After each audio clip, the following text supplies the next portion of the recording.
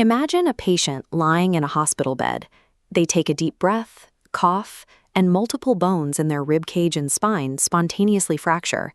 When clinicians run standard metabolic panels to find the cause of this extreme structural failure, the results often reveal nothing. The underlying mechanism dismantling the patient's skeleton is invisible to routine screening. Human biology operates as a highly regulated, closed architectural system. Every mineral circulating in your bloodstream, iron, zinc, calcium, has a deeply rooted evolutionary purpose. Otherwise, your cells wouldn't tolerate its presence. But this patient's collapse is driven by a substance that breaks those rules. Cadmium is a pure xenobiotic toxin. It has zero physiological purpose, no metabolic role, and human biology possesses absolutely no innate defenses against it. Cadmium infiltrates this closed system through precise chemical mimicry. In its ionic state, its physical radius is a near-exact match for essential calcium, and its chemical behavior mimics vital zinc. Cellular guards actively search for zinc to supply DNA repair crews. Cadmium carries a nearly identical signature, passing through membranes to physically evict rightful zinc ions from the critical loops of your repair enzymes. Because its geometry is slightly different, the loops collapse, halting nucleotide excision repair and allowing spontaneous mutations to accumulate unchecked.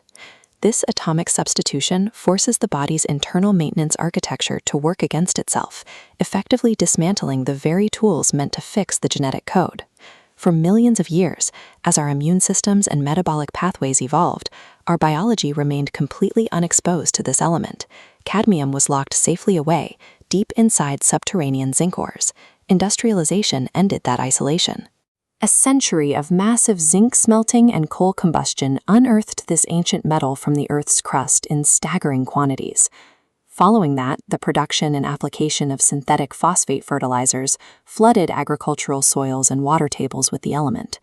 Humanity created an environment that continuously feeds a heavy metal directly into an evolutionary defense system that has no pathway to recognize it. It enters the modern diet through grains and bivalves, but there is a highly efficient secondary vector. Tobacco plants act as superaccumulators, pulling dense concentrations of cadmium out of the soil. Smoking a single pack of cigarettes volatilizes 1 to 2 micrograms of the metal, transferring it directly into the lungs every day. In the digestive tract, intestinal cells utilize DMT1 transport channels, selective doors to pull nutritional iron into your blood. During iron deficiency anemia, the body upregulates DMT1, multiplying these doors to catch available iron. Cadmium hitchhikes through these exact pathways, inadvertently tripling its toxic absorption. Grave, the body's attempt to heal a nutritional deficit effectively accelerates its own permanent poisoning. Once circulating, the human organism possesses zero functional excretion pathways for cadmium. It binds directly to serum albumin and is ferried straight to the liver. The liver detects the threat and deploys a countermeasure, synthesizing a sulfur-rich protein called metallothionein to lock the cadmium inside a biological cage. This complex sits in the liver, slowly leaking back into the systemic bloodstream over the next decade. That slow leak carries the protein cage directly to the kidneys. In the proximal tubule, an endocytic receptor called megalin operates to save vital proteins from being lost in the urine. It mistakes the cage for a valuable nutrient and eagerly pulls it deep into the kidney cell. Inside the cell, internal enzymes dissolve the cage. This strips away the protective shell, unleashing the highly toxic cadmium ion permanently into the delicate filtration machinery.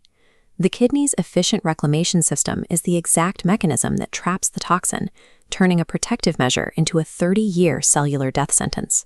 Concentrated in the renal cortex, the cadmium induces lipid peroxidation, destroying the proximal tubules.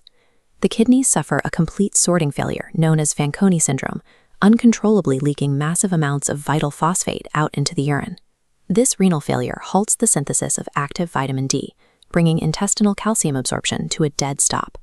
Simultaneously, circulating cadmium deposits directly into the bone matrix, physically blocking the precipitation of hydroxyapatite crystals and causing the agonizing skeletal softening known as etai disease.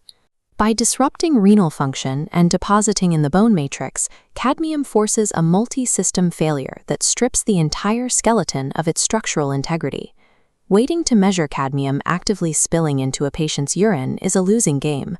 By the time the metal is excreted in high volumes, the proximal tubules are already dead. Instead, pathologists use this clinical threshold graph to track an early warning proxy marker, a tiny protein called beta-2 microglobulin. Normally, the kidney reabsorbs 99.9% of it. If this protein spikes past 300 micrograms per gram, it signals active proximal tubule destruction. To defeat an invisible impostor, clinicians must stop hunting for the poison itself and track the structural damage it leaves in its wake. When pathologists do hunt for the total body burden, they deploy extreme analytical chemistry. Using inductively coupled plasma mass spectrometry, the biological sample is misted and injected into an argon plasma torch, burning at 8,000 Kelvin, hotter than the sun, instantly incinerating the atoms. Even inside this inferno, cadmium mounts one final disguise. Trace amounts of molybdenum and oxygen can fuse together within the plasma. This newly formed complex perfectly impersonates cadmium's exact atomic mass of 111, triggering a false positive. To outsmart this, laboratories utilize a kinetic energy discrimination cell. They flood the chamber with helium gas. The bulky, fused impostor molecule crashes into the helium and shatters, while the true cadmium atom slips through to be accurately counted. Before the sample even reaches the machine, phlebotomists must collect the blood in specialized royal blue top tubes. Standard-colored rubber stoppers actively leach cadmium into the blood, and rough handling causes red blood cells to burst, dumping their internal cadmium and ruining the clinical data.